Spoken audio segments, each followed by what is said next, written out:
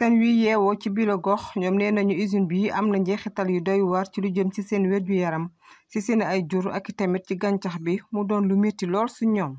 wér-gu-yaram bi la gën a yàq sax mbay mi parce que wér-gu-yaram moo gën a am solo ci doomu aadama nit bu wérul du bay te wér-gu-yaram bi la gën a yàq parce que nit ñi tey ñu ci bari problème mu dënn la ñu am xale yu tuuti yi problème mu noyyi problème mu asthme problème mu sinusite ñenn ñi sax wax dëgg yàlla ñuy constater ay cas d'avortement yoo xam ne xamuñu ko woon ci zone yi te yooyu yëpp ñu ngi ko fiy dund wax dëgg yàlla mu nekk ay jafe-jafe yoo xamante ni nit ñi mucc ñu ci bàyyi ma yi mucc ñu ci gàncax gi aussi mucc ci.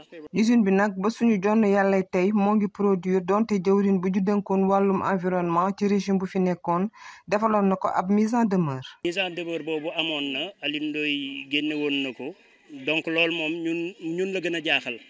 donc loolu ñun la gën a jaaxal bu yàggul dara toog nañ cee kilifa ci semaine bii rek toog nañ cee kilifa mais moom si boppam sax nee na loolu jaaxal na ko nu mu mënee nekkee depuis lors ñu dérogation wu 3 mois muy dox depuis boobu ba léegi mu def lu ëpp at moom loolu jaaxal na ko quoi te gam nag kooku moom mii kilifa gi moom la jaaxal kon ñun dinañu gën a jaaxal ñun it mais daal ñun li ñu ci intéressé mooy ñun nañu yuuxu ba comme changement de régime de femme ñi nga xam ne ay gan lañ ñu imprégné leen ci li fi nekk xamal leen carrément li ñuy dund ak coono yi ak xeex bi ba mu tàmbalee ba léegi wax dëgg yàlla ci am nañ yaakaar ci ñoom parce que gouvernement bi fi njëkkoon nekk wax dëgg yàlla mënuñu woon am sax accès ci autorités yi. ba tax na askan wi ñoom ñoo ngi ñaan ñu tëj wala ñu jële fi bile entreprise nga xamante ni lor rek la leen di def.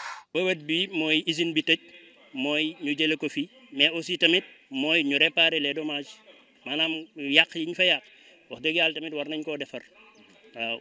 parce que yàq nañ fa lu bari zone boobu boo ko xamoon démb nga dem fa da ngay xam ni fii yàq nañ ko complètement na fi jóg. fii ñaari usine ñoo fi nekk yoo xamante ni ñoom jàpp nañ ni yii respecté wuñu normes yi mooy Sodia Place ak Ganisha léegi nag am na benn dépotoir d'ordure boo xam ne aussi mi ngi ci seen wet parce que ñoom ñetti usines yëpp dañoo rang mi ngi ci seen wet mais ñett yi yëpp benn baaxul ci population bi. gannaaw jafe-jafe bi nga xamante ni ñoom ñoo ngi koy jànkonteel ñoom ñoo ngi ñaan nguur gu bees bi mu appliquer décision bi nga xamante ni nguur bi fi nekkoon jëloon na ko ngir dëkk bi moomat boppam. Les populations de cette localité qui disent connaître tous les dangers de l'exploitation à travers d'études d'impact environnemental ont été sensibilisées sur le niveau de risque et d'impact négatif sur la santé humaine et les activités agricoles. Cette mise à demeure a été précédée par une visite de ces services techniques qui a constaté qu'il y avait vraiment du n'importe quoi à l'intérieur de l'usine et confirmant ce que nous avons toujours déploré à travers la presse. Et c'est à l'issue de cela que le ministre a pris la décision d'arrêter l'usine. Mais à notre grande surprise, quelques mois après, on a vu que l'usine avait une dérogation de 3 mois pour soi-disant épuiser ses stocks. Et depuis lors, on n'a pas vu qu'il cesse ses activités. Depuis lors, il continue de faire ses activités. Souvent, on nous dit qu'il a arrêté. Quelque temps après, il a repris. Une usine qui a été mise en demeure par l'ancien ministre d'alors. Et depuis lors, cette entreprise n'a pas cessé ses activités. Depuis que l'usine s'est installée dans nos localités, nous avons vu vraiment des maladies qui n'existaient pas dans la zone.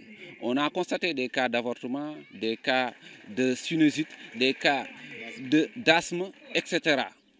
En plus de cela, nous, en tant qu'agriculteurs, moi qui je suis un agriculteur, nous avons constaté une baisse drastique des rendements dans la zone. Il y a même des gens qui travaillaient en face de l'usine, ils ont obligé de lécher leur champ pour aller s'installer ailleurs. Ces habitants réclament une fermeture, mais aussi une délocalisation de l'usine. C'est ce que nous réclamons depuis toujours. Non seulement la fermeture, mais la délocalisation. On ne veut plus voir cette usine-là dans notre zone de localité. C'est clair et net. Toute la population est d'accord là-dessus. Personne n'a dit le contraire. Tout le monde veut que cette usine-là dégage une bonne fois pour toutes pour qu'on puisse s'épanouir et faire nos activités convenablement. Face à cette situation, il demande aux nouvelles autorités de faire respecter les décisions prises par l'ancien régime sur la mise en demeure de cette entreprise de recyclage à plomb.